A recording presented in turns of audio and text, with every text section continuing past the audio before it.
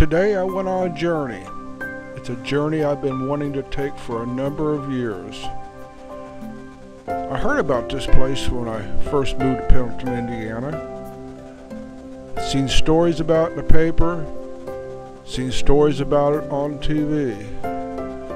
But up till now, I hadn't gotten out there. But today I did. You may have heard of this place. It's called the Giant. The Giant was built by Vic Cook. Started in the late 70s, and he turned it into something that is just too awesome to imagine. In a Hoosier profile written by Susan Akers, she said Vic Cook lived by example, and that he did. With very few tools except hand tools, he set out to create something that would blend in with nature.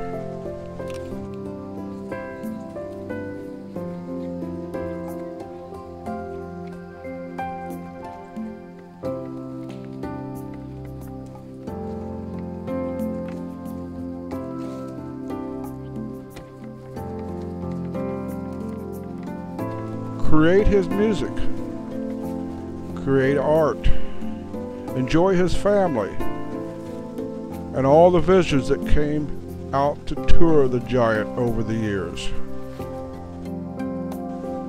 It's been called Indiana's Green Giant and the Giant in our midst. I'm wondering perhaps if they wasn't talking about Vic Cook himself. They called him Father Earth. Someone who made a commitment not to damage this place we call Earth.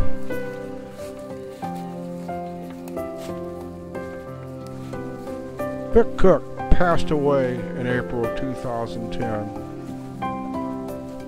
but what he left behind is an example for all of us. Vic Cook said, "My belief is that people around the world will never be truly free until they can live free." And that's the way Vic Cook lived his life. Vic Cook relied solely on nature and what it gave us. It gave us warmth, it gave us coolness, it gave us a place we can enjoy.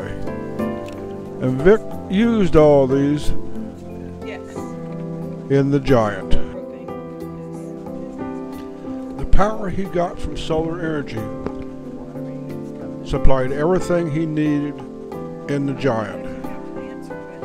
From his music studio to the refrigerator that he built from a tree, relying on nothing else but what was at hand. They've recently started tours of the Giant again, led by Sue Blakely. Someone's known Vic Cook for a long time, and someone who lives her life like Vic lived his. And then there's areas that are high in the house that he would pump the water to, so that then when he turned the faucets on, it was all gravity fed, and it didn't take any more electricity than when he was using the water out of the faucets. But that was how he got but when he tested it, he was getting all sorts of contaminants. Because they're now selling barrels that you put under the downspout. Yes. And you collect the water there, but then they're saying that water is not very good then, because it's coming off an asphalt tile. Correct. Yes. Well, there goes that idea. Good. No, but they tickle, don't they? Yeah. This is Spencer. He's helping us today with the tours. What does that indicate? Are we going to have a big winter? You know, I don't remember what but I think it's a different kind of woolly worm that does that. I saw one on the tree. The black and brown, and yeah, they're supposed to. The white stripes, or it's the some people said it's when they start showing up that tells you, and other people say the color. And The Giant that Vic built, some 7,000 square feet. And what I seen during the tour was just amazing. During Vic Cook's lifetime, the Giant has been toured by more than 40,000 people.